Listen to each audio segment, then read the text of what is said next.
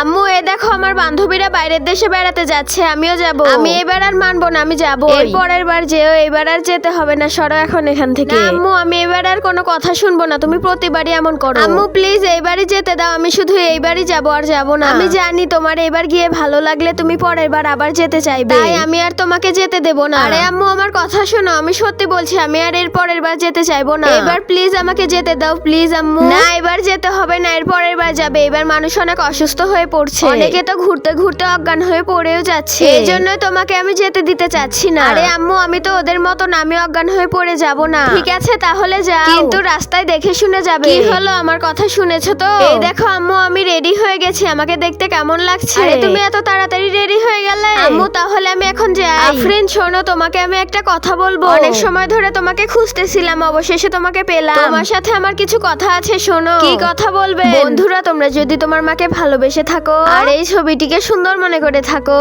তাহলে ভিডিওতে একটি লাইক করে চ্যানেলটি সাবস্ক্রাইব করে দাও।